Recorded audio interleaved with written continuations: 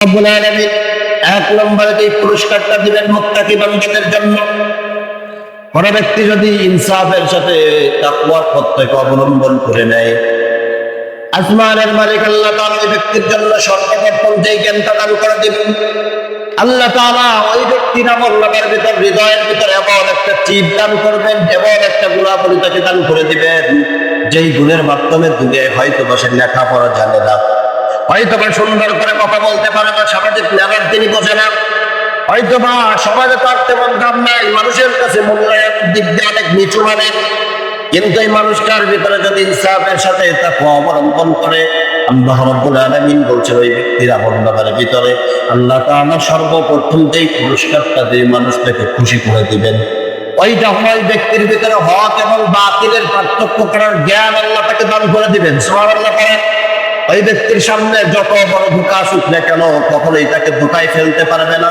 আল্লাহ রাব্বুল আলামিন কুরআনুল কারীমের ভিতরে সূরাতুল আনফালের 29 নম্বর আয়াতে আল্লাহ রাব্বুল আলামিন সেই কথাটাই বলছেন, ইয়া আইয়ুহাল্লাযীনা আমানু ইন তাত্তাকুল্লাহা ইয়াজআল লাকুম ফুরকানান ওয়া ইউকাফির আনকুম সাইয়্যাতিকুম ويغفر لكم والله ذو الفضل العظيم। আমার আল্লাহ জানায় দিলেন, শোনো, কোন ব্যক্তি যদি তাকওয়ার পথকে অবলম্বন করে নাই, ওই ব্যক্তির ভিতরে আমি আল্লাহ তাআলা সর্বপ্রথম যেই পুরস্কারটা তাকে দিয়ে দিব, ইনতাত্তাকুল্লাহা ইয়াজআল লাকুম ফুরকানা, ওই ব্যক্তিটা হক আর বাতিলের পার্থক্য করার মতো নিয়ামত আমি আল্লাহ তাকে দান করে দিব। সুবহানাল্লাহ পড়েন।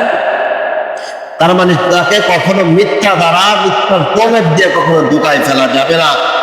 এই নিয়ামতটা দান করে দিবেন যিনি, তিনি কে? জোরে আওয়াজ করে বলেন, আল্লাহ তাআলা।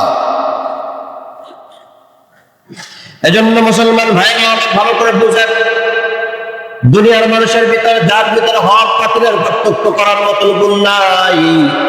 আমরা এই দুনিয়ার বুকে দেখেছি, আপনারাও দেখেছেন, গুম কমিশনের রিপোর্ট এই রিসেন্টলি বের হয়েছে, আপনারা দেখছেন।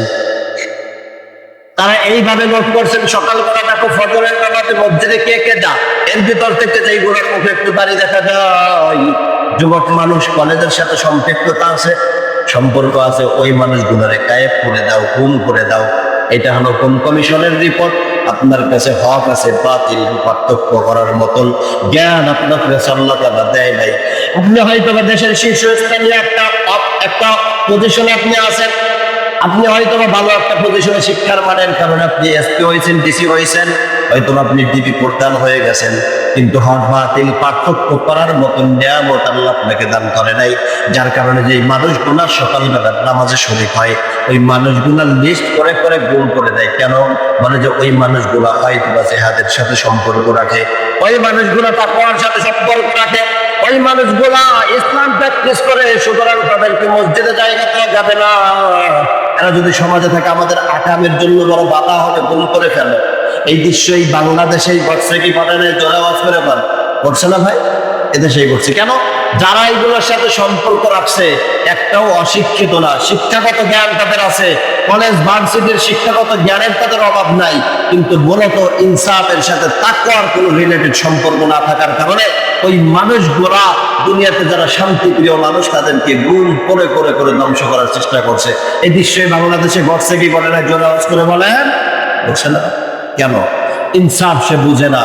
ইনসাফ না বোঝার কারণে তার ভিতরে এমনটা হয়েছে। আল্লাহ আমাদের বোঝার তৌফিক দান করুক, সকলে বলেন আমিন। সত্য বক্ত মিথ্যা বোঝার মতন অবস্থা তার নাই, যার কারণে মানুষ সভ্যতার জন্য আল্লাহ বলছেন, যার কাছে জ্ঞান আছে, জ্ঞান থাকার পরেও ওই ব্যক্তিগুলা ইনসাফ আর তাকওয়া বুঝেন, আল্লাহ বলছেন উলাইকা কাল আনআম, এইগুলো হলো চার পায়া জন্তুর মতো। নাউজুবিল্লাহ, জোরে আওয়াজ করে বলেন। আল্লাহ কয় যে শোনো, চতুষ্পদ জন্তু এদেরও একটা মেধার আছে, এরা সবাই কার কথা শুনে? জোরে আওয়াজ করে বলেন, কার কথা? আল্লাহর কথা শুনে। এরা কোনো মারামারির ভিতরে নাই। আজ পর্যন্ত কোনোদিন শুনছেন নাকি সুন্দরবনে 250 বেড একটা হসপিটাল আছে? শুনছেন কোনোদিন? শুনেন নাই। কারণ ওদের ভিতরে সংঘাত নাই। আপনি এখনো পর্যন্ত শোনেন নাই সোয়ারেজ লাইন দিয়ে ভিআইপি ভাবে তাদের জন্য টয়লেট ব্যবস্থা করছে, যে জায়গায় এক জায়গায় বাঘ পায়খানা করবে আর এক জায়গায় বানর যাবে, আর এইগুলো পাহারা দেওয়ার জন্য শিয়াল মহাশয়ের পুলিশ অফিসার হিসেবে নিয়োগ দিছে।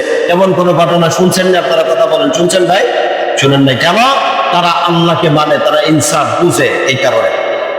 কিন্তু আল্লাহ বলছেন যে মানুষগুলা তাকওয়ার সাথে সম্পর্ক নাই, ইনসাফের সাথে সম্পর্ক না, আল্লাহ বজুলাই এইগুলো চতুষ্পদ যন্ত্রের মতন। আল্লাহ কয় না, এই পানিটা ছোট হয়ে যায়, আবাল এর থেকে নিকৃষ্ট। নাউজুবিল্লাহ, জোরে আওয়াজ করে না। তাইলে আপনি তাকওয়ার দাবি করেন, ইনসাফ আপনি আমি বুঝি না। আল্লাহ আমাদের বোঝার তৌফিক দান করুন, আমিন বলেন। বাইরে গিয়ে আপনার আচরণ সুন্দর, আপনি বন্ধু মহলের চা বিলটা আপনার জন্য তো দিতেই পারে না। যার একটু পরিচিত দেখছেন, ডাকতে বলেন ভাই চা খান, এটা করেন সেটা করেন, তার ভালোবাসা দিয়ে আপনি পরিপূর্ণ। কিন্তু আপনি ঘরের ভিতর আসা মাত্র আপনার চরিত্রের পরিবর্তন হয়ে যায়। স্ত্রীর সঙ্গে আপনার আচরণ খারাপ, সন্তানের সঙ্গে আপনার আচরণ খারাপ, আমার বাইরে গিয়ে বন্ধু মহলে গল্প দেয়, আমার চিরক বেটা বোর সাথে তো সবসময় বাঘের মতন থাকে। আছে না এই স্বভাবের মানুষের দুনিয়ায় ভাই? কারা সবার কারা? এটা আমরাই করি। একটু এদিক ওদিক বেরেন ঘোরানো বাদ দিতে হবে। যদি কোনো দোষ ধরা পড়ে নিজের দিকে আগে তাকাবো। রাজি আছেন তো ইনশাল্লাহ?